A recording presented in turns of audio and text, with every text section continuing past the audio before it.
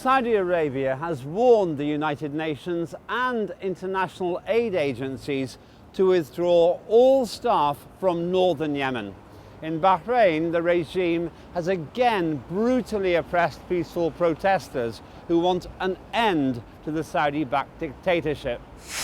Bahraini forces fired birdshot and tear gas at demonstrators as the nation prepared to mark the 5th anniversary of a popular uprising against the Al Khalifa rule. 5 years since the popular uprising against Bahrain's autocratic rulers roared into life, people still hold protests to make their voices heard and to remember victims of the regime's brutal crackdown. Nevertheless, certain countries have sided with the Bahraini regime despite years of suppression, torture, and oppression in the Persian Gulf state. The Al Khalifa regime has been enjoying foreign support in its crackdown against the opposition. Thousands have demonstrated almost daily, calling for them to relinquish power. In March 2014, Saudi and United Arab Emirates troops invaded the country to assist the Bahraini government in its crackdown on peaceful pro-democracy protesters. Meanwhile, Saudi Arabia's war in Yemen has already killed over 8,000 civilians, including thousands of children, and injured 16,000 more.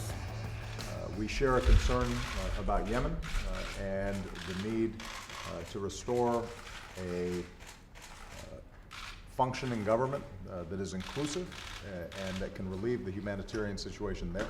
We share concerns about the crisis in Syria and will have the opportunity to discuss how we can arrive at a political transition process within Syria that can finally end the horrific conflict there.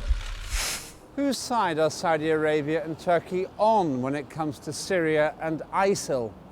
How does the public regard Saudi Arabia? And why does America claim to believe in human rights while counting dictatorships amongst its friends? These are the simple questions we sought to answer. Bahraini forces again brutally cracked down on peaceful protesters wanting an end to the Saudi-backed dictatorship. Why does the US support the dictatorships of Saudi Arabia and Bahrain? Here's what the American public said. Well, probably because they have a lot of business ties with them, so I pretty much believe that's the reason why. Oil. I mean, that's got to be the only reason. Oh man, I feel like the States is not really about more peacekeeping, or that they're not too worried about, I guess, the cultures and things like that of the people. I think that it's strictly strategic, and so I think, they support who is best for them at the time. So, yeah. I'm just not super familiar with that. I'm not sure. I'm sure it would have something to do with past allegiances, but as I said, not super familiar with the conflict. I think that U.S. Want the freedom of the countries, but sometimes the Middle East countries have their own problems. So sometimes I think United States don't have to involve so much with that problem. I prefer that United States take a step outside and give that country resolve their own problems. I think that the U.S. supports Saudi Arabia for the freedom that we hold in our hearts and everything. Like back during the Revolutionary War and everything, we're fighting for our independence, and I think that we're fighting for their independence now, and we're trying to help them become like us because we're free here and because we have so many values that we hold dear. Well, I thought we had bases in Bahrain. Somehow we're sympathetic to Bahrain because I know that they were cracking down for years. A couple of years, student stuff going on a couple of years ago. A lot of people killed in Bahrain, and I know we have interest there. I thought it was like a base or something. I'm not sure. I thought their government's kind of pro-West. Saudi Arabia, I mean, Bush is all buddies with them. We get a lot of oil for them. We need contacts over there, right? So we need some people over there who are on our side. So, that's the best I can tell you. Because a lot of our elected officials don't know any better. Personally, we should stay out of their affairs. Let the people decide what they want. If they decide that the dictator is that bad, then they should have their own uprising without our intervention. We think that we can bring democracy to them by kind of like agreeing with some of their policies, and so when we do that, we don't really realize what we're doing, but right now it's kind of what the U.S. government thinks that they can do to help. Right now, I think it's a stability issue, honestly, because in Egypt, for example, there's a huge move between Mubarak, which supports not, and there's this idea of essentially it's devil you don't know than you do. We're afraid if anything, any destabilization will get someone who's worse than we currently have. So I think that's the main reason, honestly. Our experts outlined the true reasons behind America's continuing support for brutal and oppressive dictatorships in Saudi Arabia and Bahrain. The US has always supported dictatorships, and actually whatever is in their interest will be supported by the US, whether these countries actually suppress perfectly peaceful protests such as the ones in Bahrain, or whether they're attempting to have further rights in other parts of the world. I think the US only serves its interest, and if the government of Bahrain, the monarchy of Bahrain, which is in fact sort of an extension almost of the Saudi regime, serves the US interest in the region, and it does, therefore the US has no interest in actually defending democracy or human rights in any way, shape or form, as we've seen in many other parts of the world. The policy of every foreign power in the Middle East has been to favor political, military and economic gain over human rights. So America is no different in this regard from Russia, Britain, France, China and other powers. And so what they'll do is turn a blind eye to the human rights abuses of their allies, but highlight the human rights abuses of their opponents in the region. In the case of Bahrain vis-a-vis America, Bahrain hosts the US Fifth Fleet, which is responsible for American naval forces in the Persian Gulf, and Bahrain is a weapons purchaser. So for those reasons, America has turned a blind eye to consistent abuses by the Bahraini monarchy against its own people. Saudi Arabia warned the UN and international aid agencies to withdraw all staff from northern Yemen. Now, Washington supports Saudi Arabia's lethal actions and the resultant killing of thousands of Yemeni citizens. Can the public explain how America can claim to support human rights at the same time? Again, I mean, it comes down to who best supports their goals for the time. It could be that in a year or two, their stance could change, but I feel like there's a long history of flip-flop. But again, that's with a lot of countries that are superpowers. They go back and forth just based on what's better for them at that point in time. I feel like there's a lack of foresight in a lot of decision-making policy. So, well, they have business ties, right? So I would say they probably have that word, right? That they can probably say, hey, you shouldn't be doing that. Yeah, it's hypocritical. I agree. I mean, it's not right. It's obviously a complicated diplomatic issue, but they need to, I believe the U.S. should extract themselves from that. I think that U.S. can claim because now we want world peace, and there is a lot of cultural conflicts that they have, because we are different civilizations, we have other point of view, and sometimes things happen, but now I think U.S. can give support to that countries, to the freedom of that people. Not sure. I'm not sure how I would explain that. We can. It's a combination of lots of factors. It's a calculation that professionals do. You can always pick out something that looks really bad, but you gotta hope that it's for the long run interests. So, you can't justify it. I don't have the information to justify it, and very few people do. It's the real problem. So, yeah, I don't know. It's a terrible thing, but there's other things too. The U.S. kind of wants to support both sides. They want to facilitate cooperation by supporting the government, but they also want to support civilians. That kind of creates a problem of support for the government. Saudi Arabia is really not our ally. We have went to them because of their oil. We have our own oil production right now. We should wipe our hands of Saudi Arabia and let them deal with their own affairs too. We should not support any dictatorship in the world. How can Washington claim to champion human rights when it supports Saudi Arabia's year-long massacre of over 8,200 Yemeni civilians? Here's the expert's assessment. Well, again, I think we need to now actually establish that the US no longer is interested in human rights. If you look at it locally, actually, black people are gunned down almost on a daily basis, and no one is actually reacting to what the US is doing. The US has had Guantanamo Bay, people kept in prison without trial for many, many years, regardless of what their supposed crimes or not was. I mean, they were entitled perfectly to have a trial, and they weren't. So really the idea that the US defends human rights is now a fallacy. Therefore, it is perfectly reasonable to imagine that the US and Saudi Arabia are perfectly in cahoots in actually perpetuating the war in Yemen, which is causing untold misery to the civilian population. I think what we're seeing in Yemen, which is a crime against humanity, is perfectly understandable. And the perfect partners in crime are very much the US and Saudi Arabia.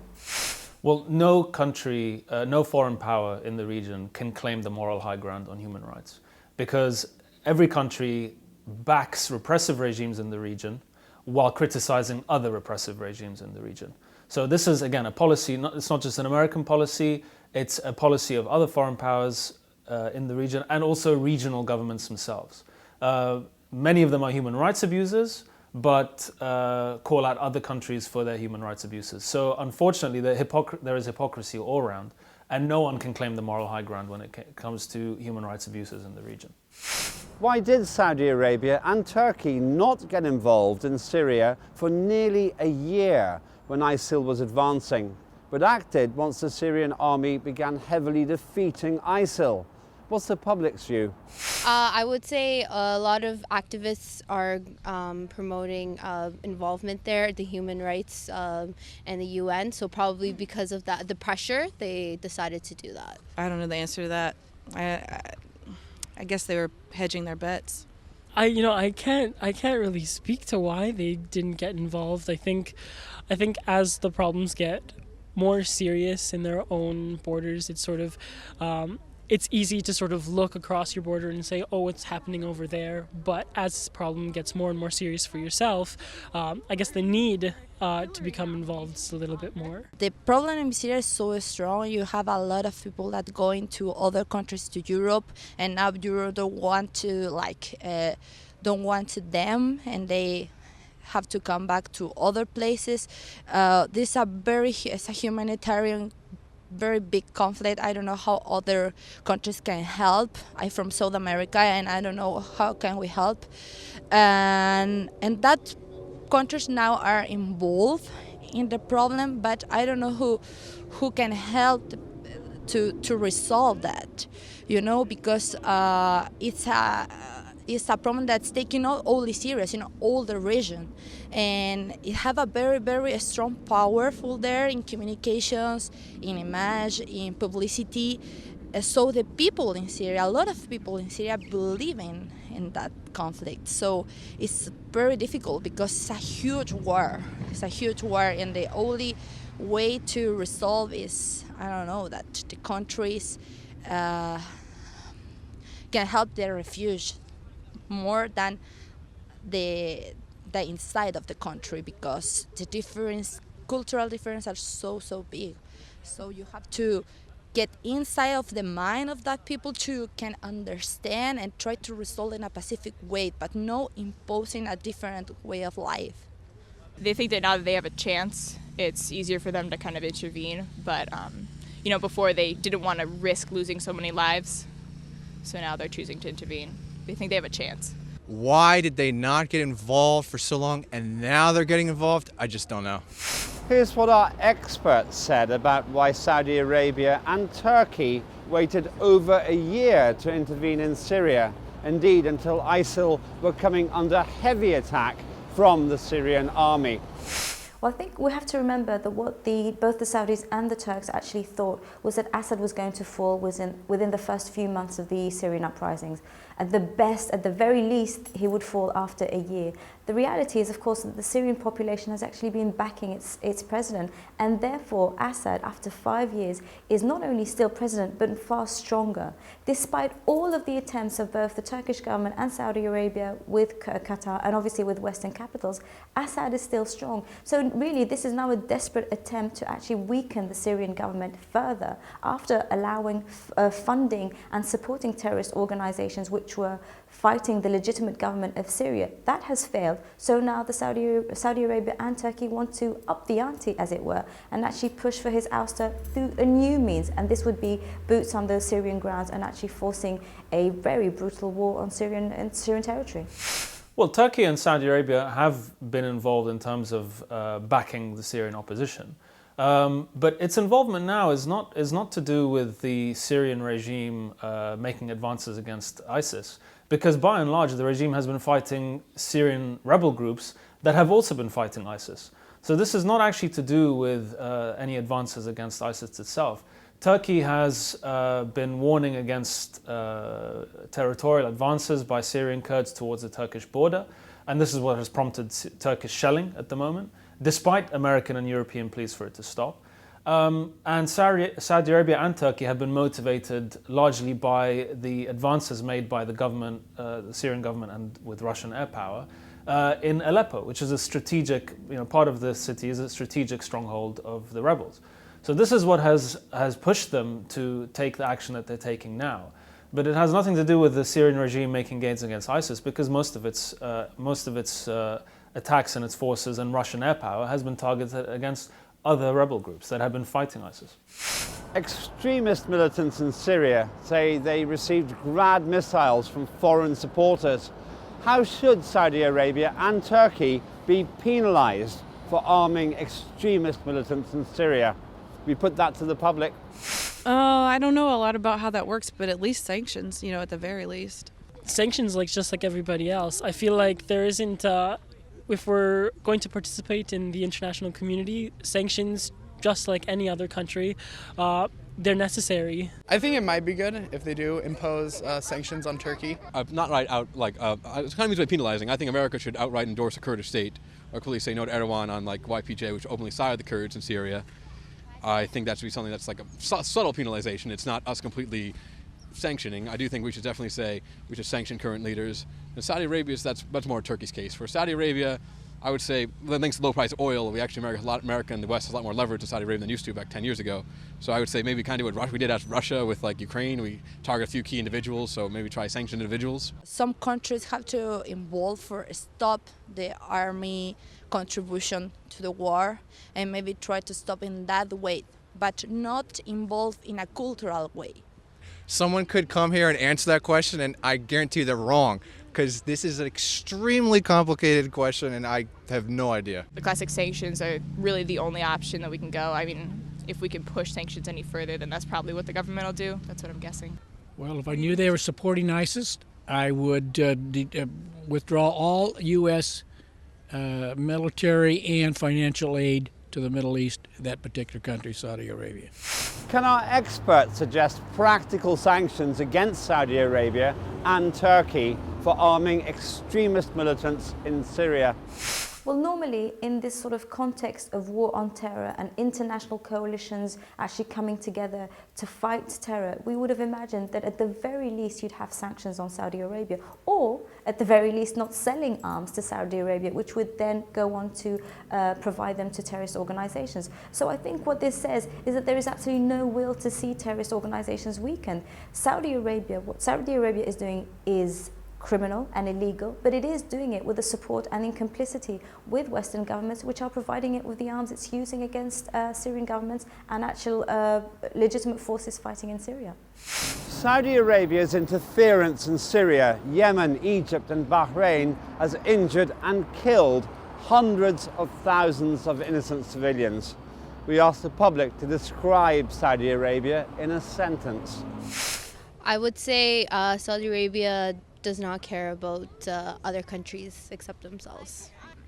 I would say that I wouldn't characterize a country or a nation by the actions of its leaders, but I do agree that there are some human rights issues with Saudi Arabia.